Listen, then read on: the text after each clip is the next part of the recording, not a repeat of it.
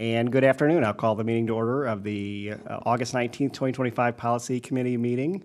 We do have a quorum with 3 out of the 4 of us here, and hopefully our chairman on his way. Please rise for the Pledge of Allegiance.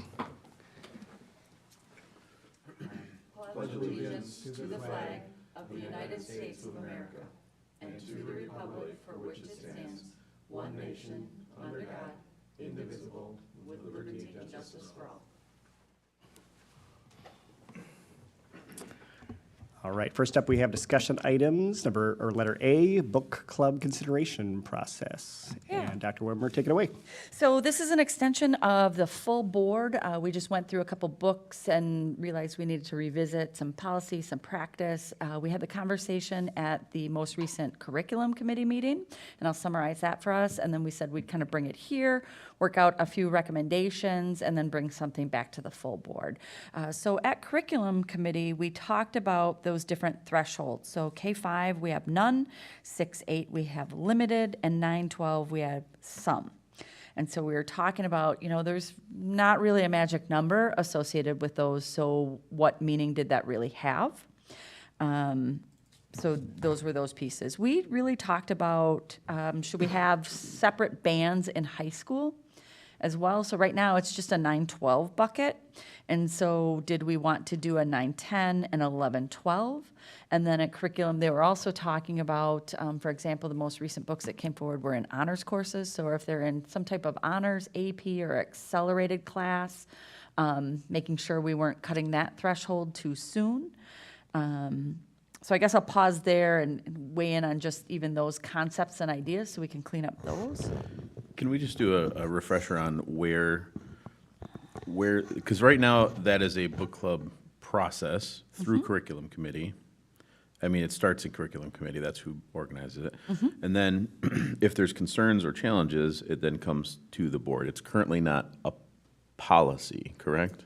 Right, you have some policy language guiding that, and book clubs are in that. That was revised a couple of years ago, but it's nebulous around what that means in practice. So we're cleaning up the back end of the practice. So you have some language that talks about those pieces, but again, we were unclear on some of them, so that's why we brought them back to the full board. We didn't want to be in violation of policy in some way as well.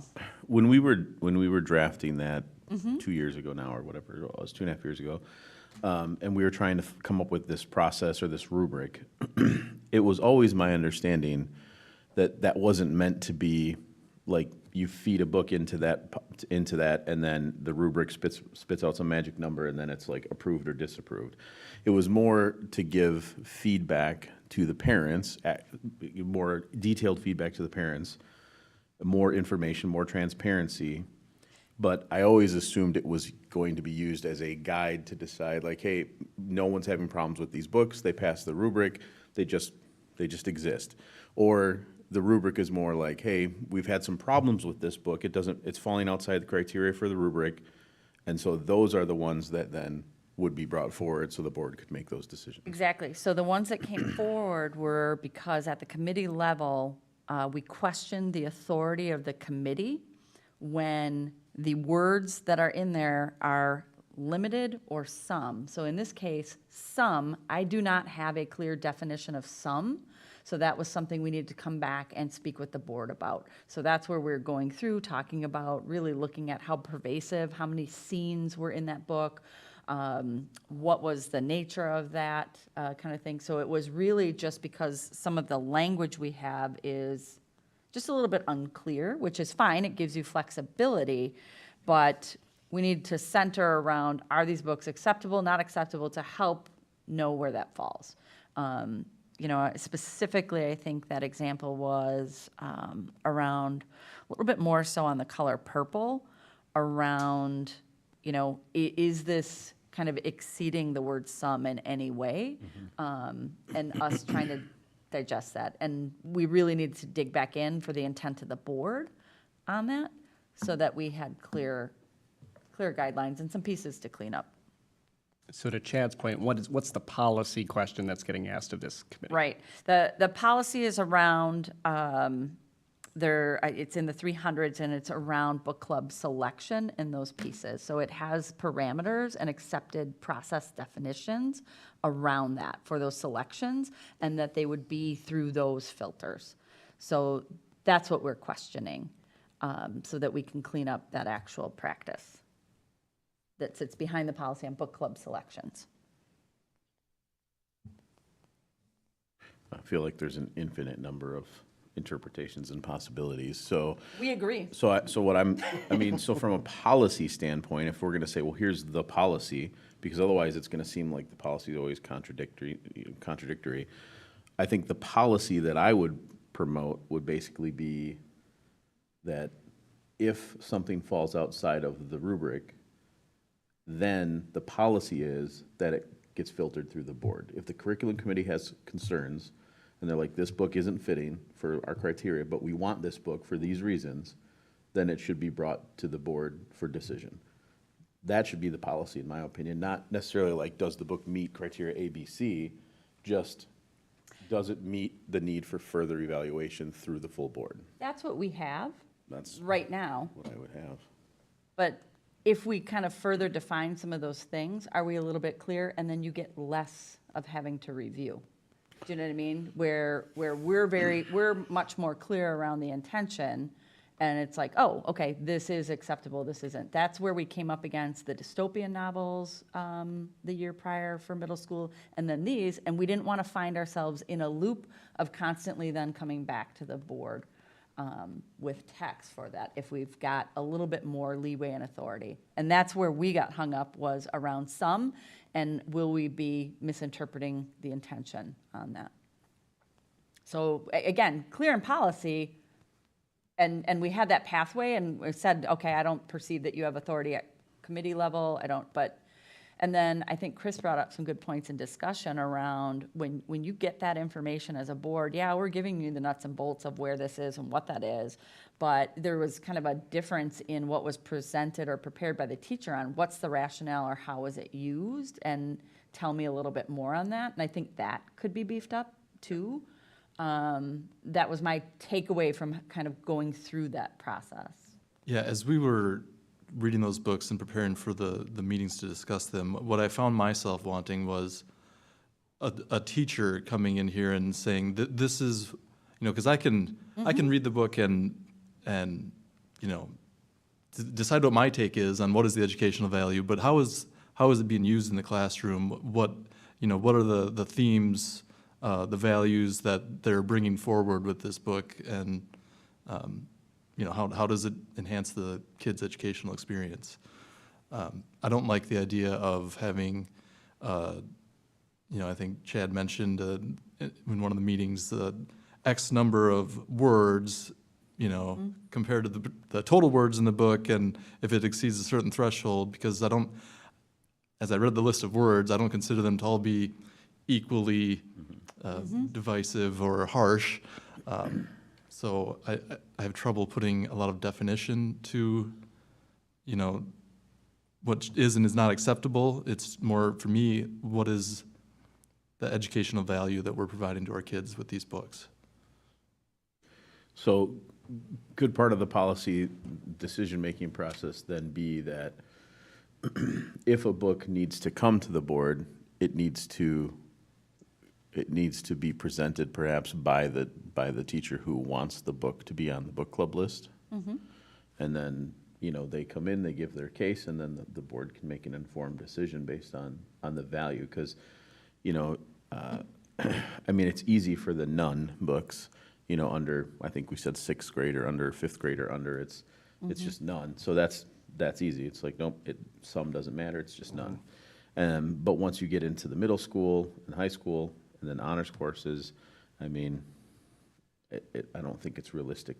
I don't think it's realistic to say none, and some is nebulous and extreme or Limited in some. Limited in some. There's, Designed for flexibility, yet in reality, maybe a little bit difficult. But I think that just goes to show it probably needs to be something that's taken on a case-by-case basis. If there's and maybe nothing even comes forward if there's no challenge to it. If a book club, if a book gets put on the list and it has all of what we require it to have, the reviews, the reasoning, the categories of where it falls with graphic violence and language and everything. And there's no one challenges it other, then why is it even, or it's been on the list for 8 years and no one's ever had a problem with it.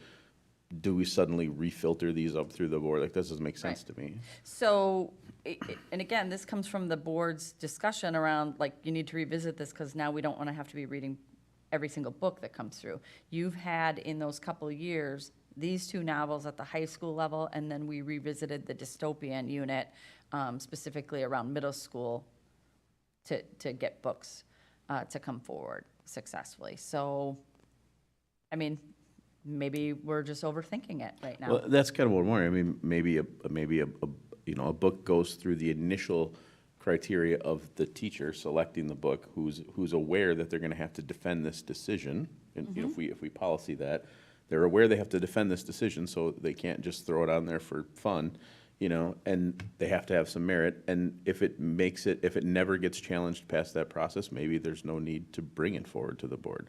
If there are challenges to that book, then maybe that's when it goes through curriculum committees, through the rubric. And then if curriculum committee can't agree that this fits one way or the other, then it comes to the board.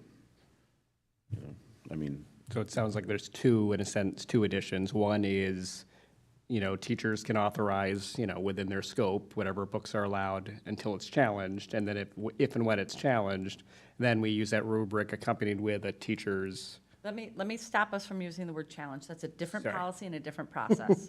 Well, if somebody So- has a complaint about the book, not Yeah. officially challenged, but Yeah. if somebody says, I don't think this book meets the criteria for this, then I think the teacher should have the ability to defend the books for its merit. I don't know what word would you rather use there? Well, it's just to challenge a book is a separate policy and Right, process yeah. where you convene Yeah, community we had committees and that. all. We I'm had like, we don't a want couple that. years ago. But what is the triggering thing to move the book then? So right now, we are, anything for book club, because this was a process designed by the board, anything for book club is seen through those lenses, right? Around graphic violence, sexual content, and profanity. It's seen through those lenses. Somewhat, and then we're looking at it, and your curriculum team goes through, and it's like, is this limited, is this some, is it sitting on that line, and they move those forward, and those are how you have all your lists right now for book clubs. So they've all taken a look at those, and predominantly those lists are built, and there's no issues, there's no question. But when it came to those couple titles, and they're like, hey, we're asking for these titles, we want to look at this, we look at them and it's like, I'm not sure where the line of sum is on this one. This is not clear to us. We need to revisit that so we continue to execute in accordance with the expectation of the board. And then, again, as you said, we have a process for that. It just means it can't be approved here. We didn't have the authority, like you said, the teacher didn't have the authority. Our curriculum team didn't have the authority. Curriculum committee looks at it, yep, this is one that goes forward, and you have a process for that. Then It maybe, just means every now and then you gotta look at some books. we don't reinvent the wheel and the only thing we add is that if a book meets criteria to be brought to the board, that we have whoever wants it on that book list be present or their representative, to be present to give us, here's the defense of this book.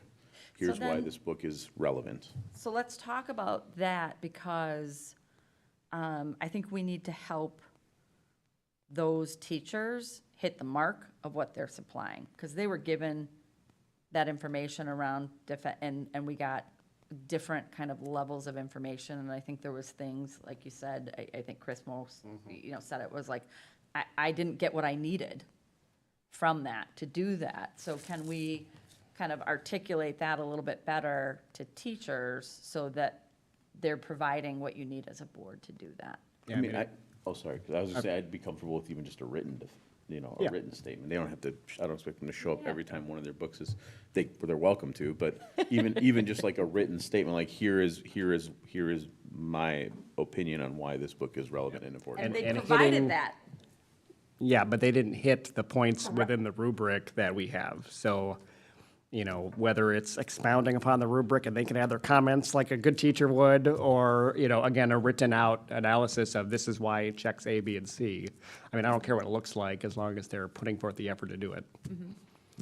I think we should go back and ask for that from the color purple, because I think that's the one that was probably a little less information in that.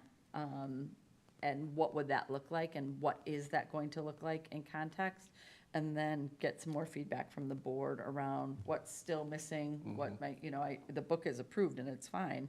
But maybe use that one as the test of, like, does this hit this? So if we find ourselves in that situation again, we've got a model. I think that's always helpful for teachers, and then we can help them kind of fleshing that out too. Yeah, I mean, there's obviously a lot of factors that go into it, which is why every book ends up being a, you know, case-by-case basis. You know, and I wasn't at the meeting, but I watched the whole meeting, and I thought you had relevant comments about, you know, like, I'm okay with the book in general, but maybe only for 11th and 12th grade, and, you know, I heard your comments and everyone's comments, and, you know, I think they were all reasonable comments. I tend to err on the side of choice, so I think, you know, my lean would have been to say, if it has relevance in the classroom, I'm okay with it, but I think, you know, I think that's going to always be the hard part, is you're going to get, every time there's 7 different people sitting up here at the board, you're going to have 7 different opinions, and every time that group of 7 changes, you could run the exact same books through and get completely different answers. But that's why you want to set a process where every time I have a board change, I don't have to revisit every single text everywhere. I have a solid process and understanding, so that, I don't know how you get a solid process around some. that's what we're saying. That's why I'm saying, like, I don't think you can take a word that is nebulous like that and then give it a definition, because there will always be some book that falls in or outside of that criteria. There may be a book that doesn't technically have the swear words or the whatever else it is, but yet the intent or the context is like, oh, that's worse than if they'd have just said it. Right. You know, so I mean, again, now you're falling on these technicalities. And so I don't know that there's a satisfactory way to put a policy around the word some. There's not, that's why we're bringing it back. Because the painful thing is, you're asking us to execute this, and it's difficult. And we're telling you we're running into issues around that. So we're going to just continue what we've been doing then, is when we find it questionable, then we're gonna bring it all the way forward to the board and do that, and live with these kind of nebulous things, because again, they do afford you flexibility. And I always feel, as many on the board do, that there's a layer of, with the information we're providing, and then what I like is, you must provide permission. It is always the parent's choice. Yeah, the best thing that we put into place with that was that a non-answer is a default no. I feel like that covers our bases for the most. Either the parents agree that they're fine with it, or they say no, or they don't respond, and then it's just an automatic no. So, in my opinion, I mean, you know, the parents saying yes is more important than what the criteria that we put on there to give it a rating would be. Because I think I hear that from a lot of people, that ensuring that there's always a permission piece in that. I mean, really, that's, you know, then we're saying here are the options. And I did like, there was another point where we had talked about the, you know, there had to be some books on there, a fair percentage of the books on there that were like, just everything was a none. You know, where there was just no question. And they're working on that. That's a directive from the curriculum committee as well, to expand that, so there's more choices for none, because sometimes it's just 1 or 2, and it's kind of Right. the illusion of choice. So they are working on that as well, especially in the older grades. It's just a little bit harder to find. So that's kind of something that they've taken on, and feedback that they received. But So not to pass the buck, but it sounds like more work needs to happen in curriculum, and then that might in turn reflect how, if and when we need to change So they policy. talked about, they talked about really the nuance between 9th and 10th graders and 11th and 12th, and maybe refining that. However, they talked about a caveat of 9th and 10th if they were in accelerated or honors courses, because that's automatically opening up another lane. But they could, see some pieces of that. And much as we've talked about kind of throughout the whole process, predating several of you, around what are the predominant themes, and that the pieces aren't glorified. When we're dealing with violence in that, it's not glorified in any manner. It's, there's an arc of a story to that.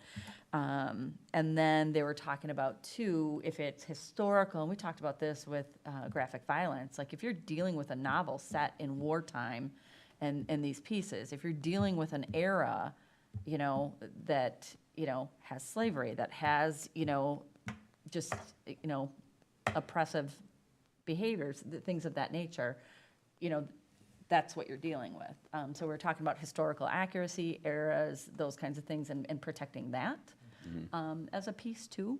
So those were some of our pieces of discussion. Yeah. I mean, and just to go back to the color purple, I think that's where most of my approval of it would have come from, is the historical context, the accuracy of what happened, the reality of, this was a common theme. So, I mean, that's, because otherwise we'd have a lot of probably nonfiction books that would be coming up under scrutiny just because they're describing actual That's historic what I said. events. What about a history text that's literally going through war, the Holocaust, that, there's elements of atrocities that occur just historically as well. So we've talked about that. This is unique to our book clubs. And I think that permission slip piece is fine. So do you got enough? So, yeah, you're like, we don't want to touch it in policy. Rework some of your practices. I'm happy to have it in policy as far as, You where have what you does it go need. when it's a question? I'm Yeah. fine to have that be a policy. We have that. We have a Yeah. clear path, so there's always, and I guess that's what I say, because I think sometimes people are saying, well, you're limiting books, or you'll hear people, and it's like, no, any book can come forward.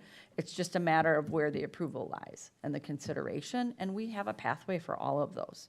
I don't feel that we don't have a pathway. It's just, like you said, maybe cleaning up how it's presented, the rationale, some of those things, and taking that feedback. Great. Any other thoughts? Otherwise, we'll move on to item B, policy 830, use of facilities. This looks familiar. It does look familiar. And here's another familiar face. So Tim Harder has been working on this as he oversees facilities. In the first iterations, in our discussion, in those first drafts, we had brought that forward, and we were asked to condense down groups and some of those. And I think kind of the reality set in of what that means and what that would look like. So we're talking about maybe splitting one of the groups. That's what we heard at the last discussion. So Tim kind of noodled around of who would that mean, and kind of how could we split that a little bit differently to fall a little bit more in line with what the board hopes. Great. And I know, Tim, you and I discussed this at length as well, so I'll let you take it over. This might be the policy that I've worked on the most in my entire 12 years here, which is great. So, taking the feedback, going back, even Joe had called with a couple questions, and like him, I went back and rewatched every policy committee board meeting from the beginning. Looking where we started, the additional feedback, the one, as I look at the policy, the ability to potentially split group 2 into 2 groups. And, we went back, the original conversation is, do you tag it profit, nonprofit?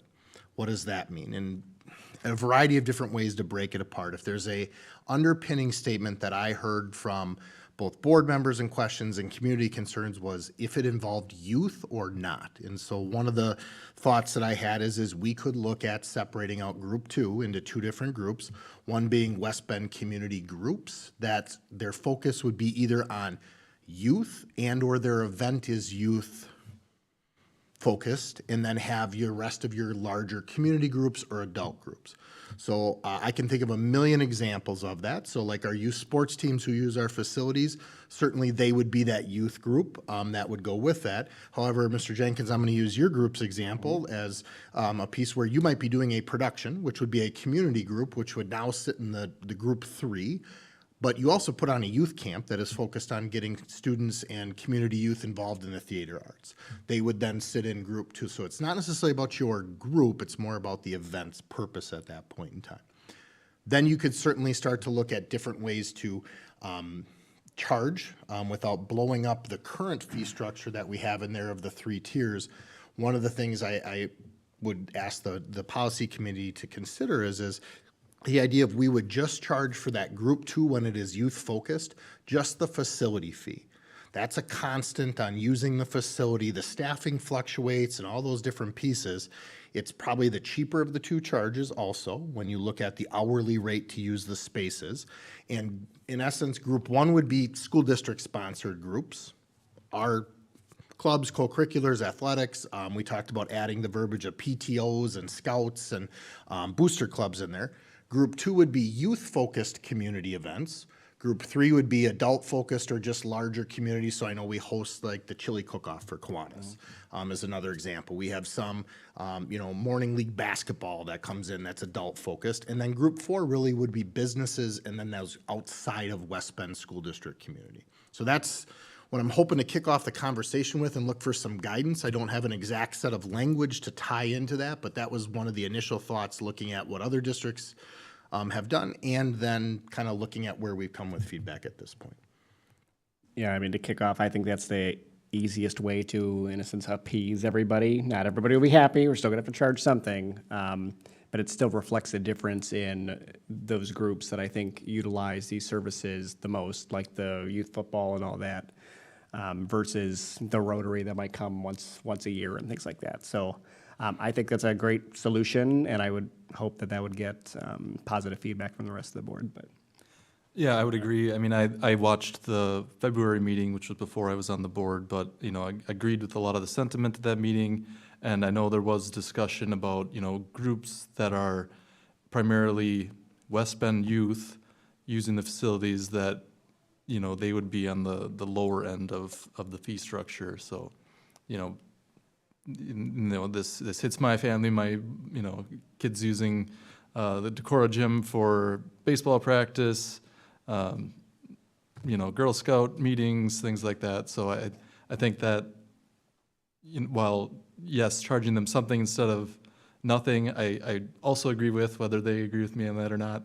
I think there is a cost to the use of the facilities, and I think that is okay to pass along to those groups, but to not, put too much of a burden on them.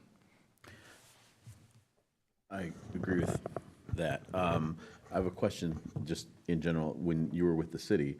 I don't think can I just go in and freely use the city town hall, any vacant rooms that are there? Can I just be like, hey, I want to have a meeting in this room?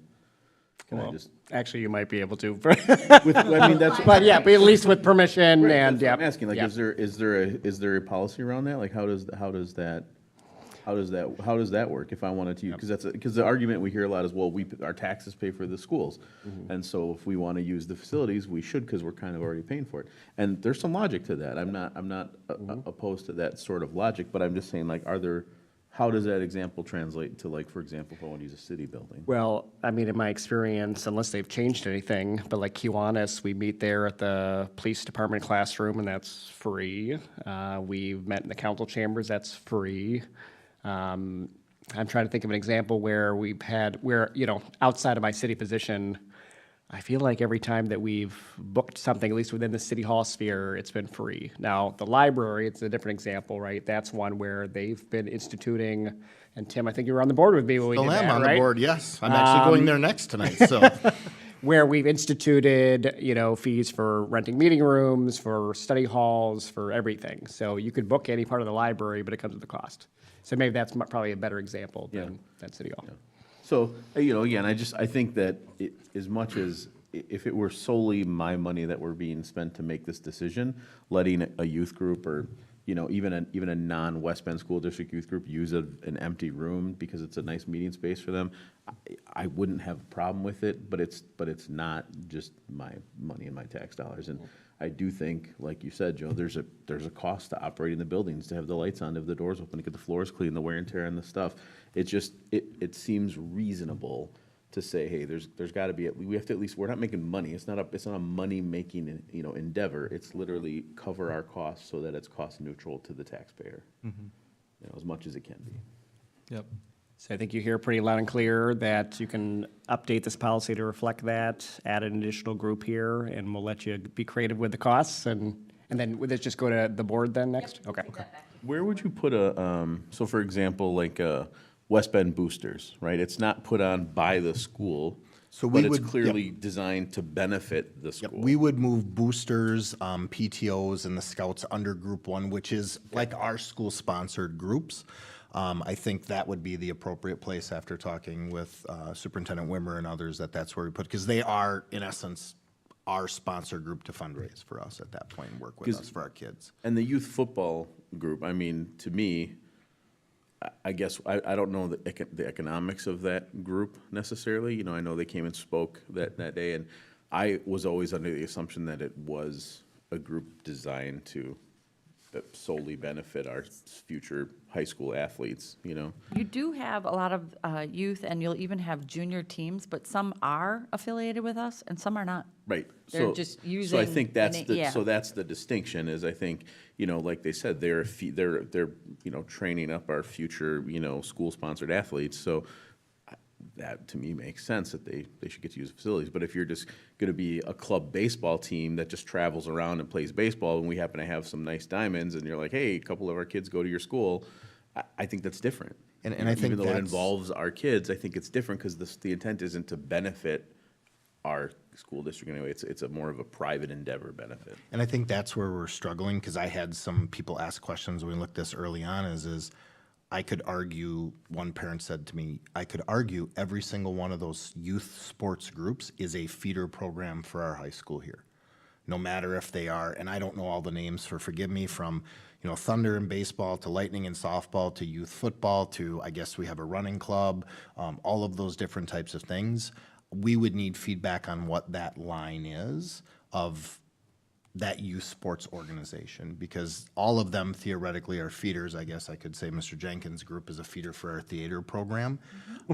That's where we tried, many schools have drawn the line in their policies at school-sponsored, meaning sanctioned by us as a co-curricular or club, which at this time youth football is not, Wildcat wrestling is not. I do think, though, through the conversations and things that have come up as we look at future forward around sponsorships and donations to the district. So I'll use youth football, for example. I was a coach at the time. They were heavily involved in helping us get that new field. As we would look at donations in the future, the acceptance of that might be an MOU that clearly states use of facilities as part of this with a length of time or something, because there's a lot of things that have been undocumented over the years here, and just weren't on paper anywhere that says that at this So an point. example of that is what we have with CUS and how we use that and what our agreement is and how we co-use things. But we have a specific written agreement around that. Yep, And that's what needs to get in place. You know, we're all picking up kind of things that were left before us, but that's how we would recommend moving forward so that you're not dealing with that piece as well. Collaboration, I think, is nearly on par in my mind with sponsored by. You know, so if we're like, well, that's a West Bend High School sanctioned group versus, well, we work synergistically with them because they use our facilities, but they also contribute to the benefit of our program directly, not And just through training of our athletes, but just directly they contribute in And financial. I think as we build those relationships even stronger through our athletic department in the district, you see more and more of that. So Wildcats wrestling does that. You see some baseball things, some softball thing. Every sport does that. Now we would have a very clear articulated process in that of, hey, this is the group. You would fit here because you are not sponsored by the school district in essence, but then it's clearly outlined, so when I'm not here, or Jen's not here, or the three of you are not on the board, it's written down how long Joe's sponsorship gets him access to the softball field at that point. Sure. That makes sense. Yeah, I support that. Yeah, I mean, I think the youth football case, needs some examination. I don't know how much the donation was. I haven't even been around long enough to know when that field was put in, but, you know, they use a lot, having my son in the program now, they use a lot of fields, and, I don't know how much cost there really is to that, but certainly if they made a significant donation, I think that should be considered. I don't know for how long, how long that buys them, but. We could address it on a case-by-case basis as they come up. I would agree that would be an MOU as part of, Yeah. in the next, if there's a donation or something like that. But I think I have enough to be able to take back and write a policy. Mr. Pickler did catch one. I had a typo. Somehow I accidentally charged one building's classroom smaller than the other, so I guess that's the building to rent classrooms in there. But really focusing on that, you'll see the title of that Group 2 be West Bend Community Group Youth Focused, and then one that is Adult Focused and Community Groups. Great. Yeah, and just again, as a reiteration, almost all of the prices got cheaper.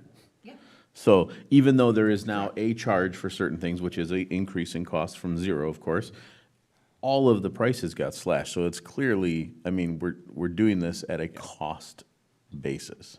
And that's So I something just that think I would people say, need to yeah, see the that. majority of people that reached out to me didn't know that. I had to spell that out to them and do the math. I'm like, no, it's actually better for you, so maybe you should just go along with it. Yeah, $15 to rent the gym seems cheap for me. You know what I mean? Like, it's a great price, $15, they rent a whole gym. Awesome. Well, with that, we'll proceed with 2C, review of the 800 series school community relations. If you look in your packet, there's a list of sections that have no recommendations. There are a few that have some minor revisions, and then a couple that are up for discussion. So I'll let Dr. Weber take it away. So in that first group, you have 4 policies: public activities involving school personnel, students or school facilities, general. This is I think, homegrown policy, and it was just encouraging kind of that collaborative nature, that active engagement in the community, those pieces. So, it's one of those not necessary, but also not harmful, and it kind of sets that tone for some of the things we were just talking about around our connection with the community that we serve. So we had no recommendations on that policy. Anyone else? Okay. 831, that's restrictions on tobacco, nicotine, vapor products. That was a little bit more recently updated. We have no further recommendations. That covers students, anyone visiting, as well as our staff. Makes sense?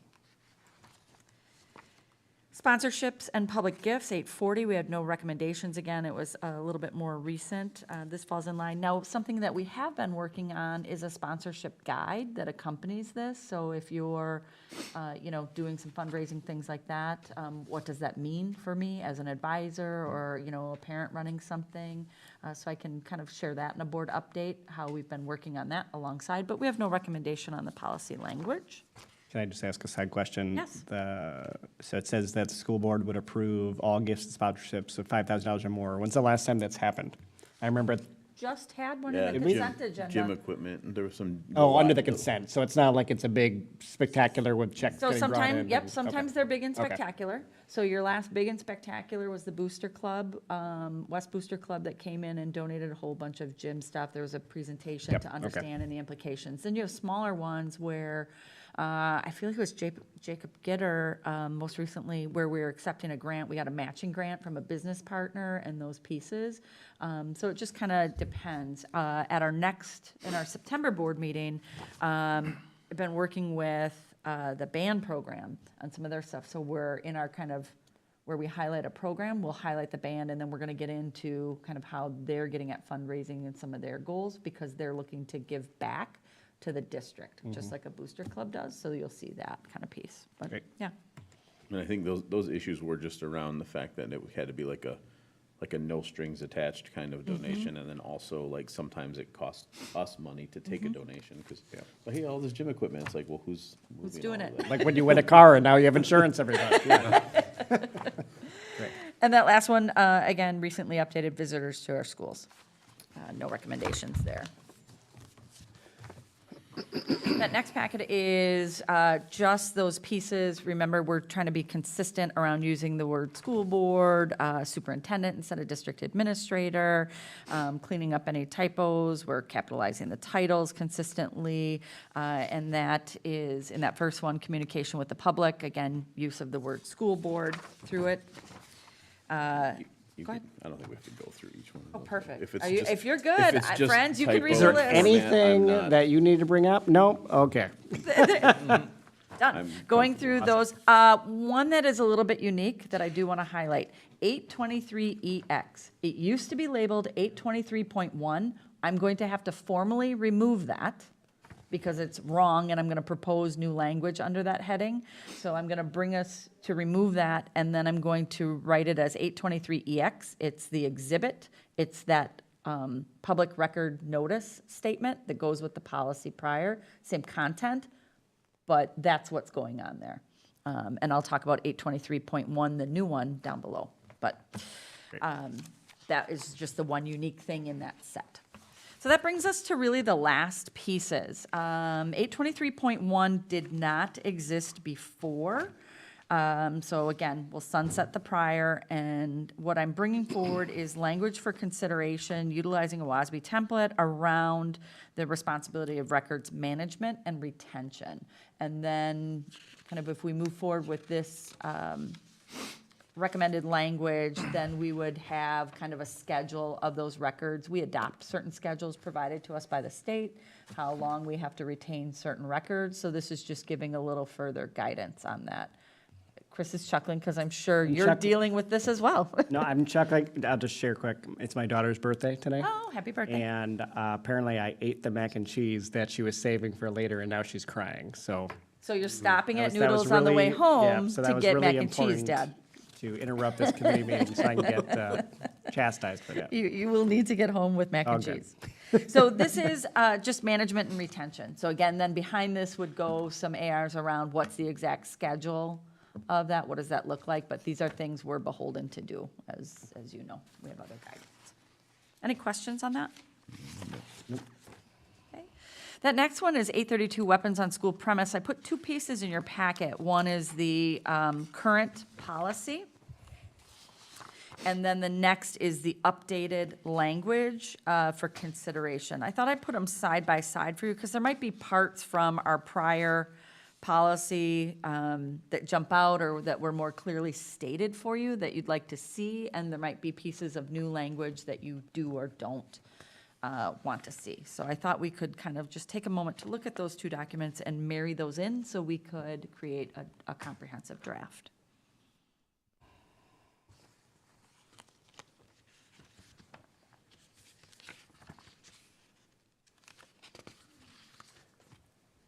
Do you know if prop guns are allowed for school plays or performances? Those are the ones that like still bang and go off and do smoke Yeah, and everything? number 3.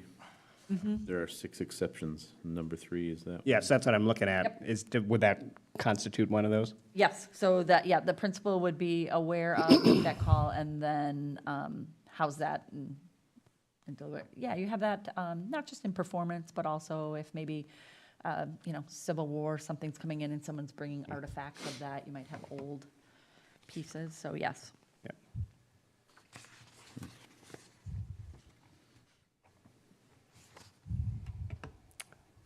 Looks all right to me.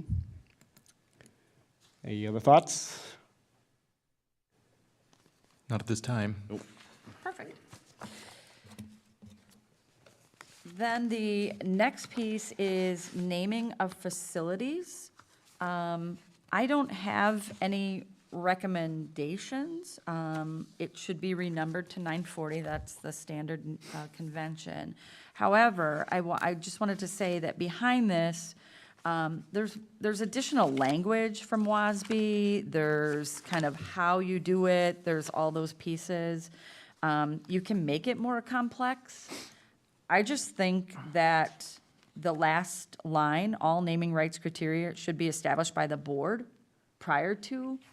I think that's really nice, that you're doing it situationally, and when you're faced with something you're really talking about, designing it, much as we're doing with kind of asking the question about the high schools, that we're designing it, we'll get to the point of where we approve that, and then that's how you execute it.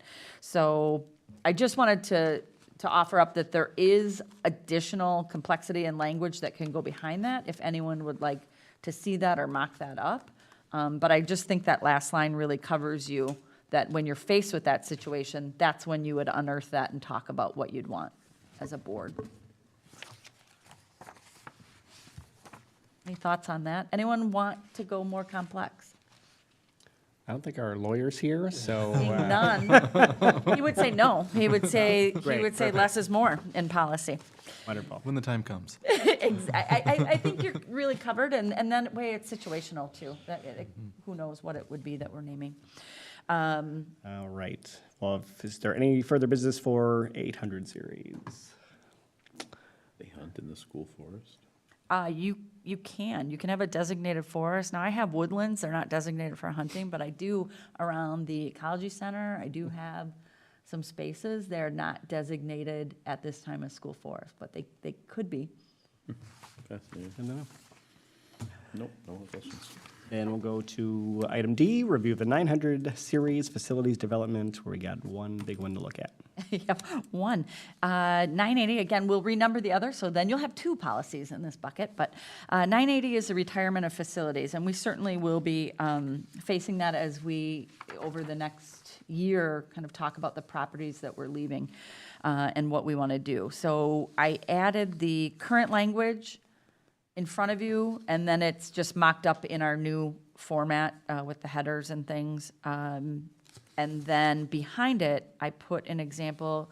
You have two kind of policy entities. You have Neola and you have WASB. We use WASB. Right behind it, WASB didn't have any updated language or samples on how to flesh this out, so I did grab a Neola reference for you, so you could look at that and see if there was anything you wanted us to look at or revise.